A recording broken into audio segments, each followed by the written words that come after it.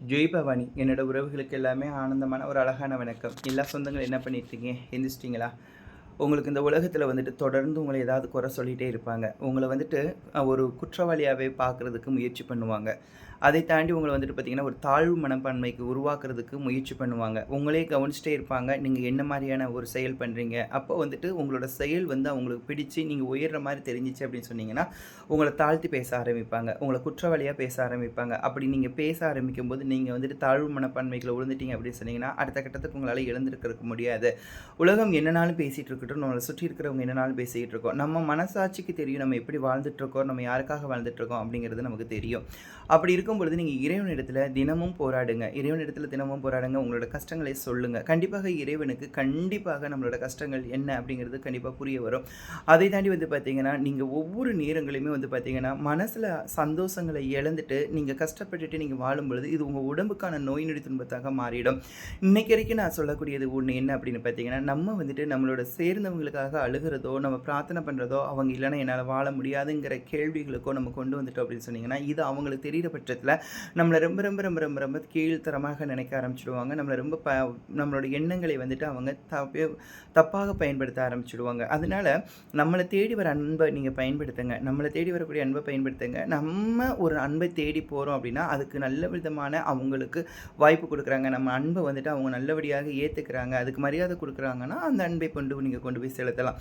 ஆனால் நம்ம அன்பை வந்துட்டு அவங்க தப்பாக பயன்படுத்தும் பொழுது அவங்கக்கிட்ட நம்ம பேசணும், அவங்க அன்பு நமக்கு வேணும் அப்படிங்கிற எண்ணங்களை நீங்கள் கண்டிப்பாக தூர விட்டுடுங்க. நீங்கள் எங்கே வேலை பார்த்தாலுமே பெஸ்ட்டாக வேலை பார்க்குறதுக்கு முயற்சி பண்ணுங்கள். இப்போ நீங்கள் என்ன வேலை பார்த்தாலும் சரி, அந்த வேலைகளை நீங்கள் தெளிவாக பாருங்கள். அதில் நல்ல ஒரு பெஸ்ட்டாக இருக்கிறதுக்கு அந்த முயற்சி பண்ணுங்கள். ஏன்னா இந்த உலகத்தை பொறுத்தளவுக்கு நம்மளை கவனித்துட்டே இருப்பாங்க. அப்போ நம்ம பார்க்குற வேலைகள் வந்துட்டு ஒரு பெஸ்ட்டாக இருந்துச்சு அப்படின்னு சொன்னிங்கன்னா, நம்மளை எதிர்பார்க்கக்கூடியவங்களாக அவங்க மாறிடுவாங்க. நம்மளோட வேலைக்கு அங்கே மரியாதை இருக்கும். நமக்கு மரியாதை கிடைக்குது அப்படிங்கிறதை தாண்டி நம்மளோட வேலைகளுக்கு மரியாதை கிடைத்தால் மட்டும்தான் அந்த இடத்துல நிரந்தரமாக நம்ம ஒரு நல்ல ஒரு பேரோட அந்த இடத்துல நம்மளால் வாழ முடியும். நமக்காக அப்படின்னு சொல்லும் பொழுது நம்ம உடம்புக்காகவே நம்ம அழகுக்காகவே அங்கே ஒரு இடம் கொடுத்தாங்க அப்படின்னு சொன்னீங்கன்னா, அது எத்தனை உண்மை அப்படிங்கிறத பார்த்துக்கோங்க. அப்போது நம்ம வேலை பார்க்குற ஒரு விஷயங்களை நேர்மையாக உண்மையாக இறைவனுக்கு மனசாட்சிக்கு இப்படியெல்லாம் பயந்துட்டு நம்ம வேலை பார்க்கும்போது கண்டிப்பாக நல்லாயிருக்கும். மனுஷங்க 1000 பேசட்டும், ஆனால் நம்ம இருக்கக்கூடிய ஒவ்வொரு சூழ்நிலைகள் நமக்கு மட்டும்தான் தெரியும். இன்றைக்கி நம்ம வீட்டில் என்ன மாதிரியான துன்பம் அனுபவிச்சோம், நம்ம எந்த மாதிரியான சந்தோஷம் அனுபவிச்சோம், இன்றைக்கி என்ன கடமைகள் நமக்கு காத்திருக்குது, நாளைக்கு நம்ம யாருக்கெல்லாம் பதில் சொல்ல வேண்டியிருக்குது, இன்றைக்கி நம்ம யாரெல்லாம் சந்திக்க வேண்டியிருக்குதுன்னு நமக்கு மட்டும்தான் தெரியும். அந்த சூழ்நிலைக்கு தகுந்த மாதிரி நம்ம மனசை வச்சுக்கிட்டால் மட்டும்தான் இந்த வாழ்க்கையில் நம்மளால் வாழ முடியும். தொடர்ந்து உங்களோட வாழ்க்கையை பயணிச்சுக்கிட்டே இருங்க. நம்ம ஓடிக்கிட்டே இருக்கணும். தொடர்ந்து உங்கள் வாழ்க்கையை பயணிச்சுக்கிட்டே இருங்க. நான் குறிப்பாக சொல்லக்கூடியது என்ன அப்படின்னு பார்த்தீங்கன்னா, இங்கே ஆண், பெண், திருநங்கைகள், திருநம்பிகள்னு பல விதமான பெயர்களோடு நம்ம இங்கே இருக்கிறோம். ஆனால் ஜீவன் ஒன்று தான். இந்த ஜீவன்களை மதிக்க கற்றுக்கிட்டு நம்மளோட செயல்களை கடந்து கொண்டுட்டு வாங்க. ரெண்டாவது வந்து பார்த்திங்கன்னா, நீங்கள் எந்த காரியங்கள் செய்தாலும் காலை முறை நீங்கள் கண்டிப்பாக சீக்கிரமாக எழுந்துடுங்க. 7 மணி நேரம் 6 மணி நேரம் உறங்கினால் போதும். அதுக்கு முன்னாடி எழுந்திருக்க ஆரம்பிச்சிடுங்க.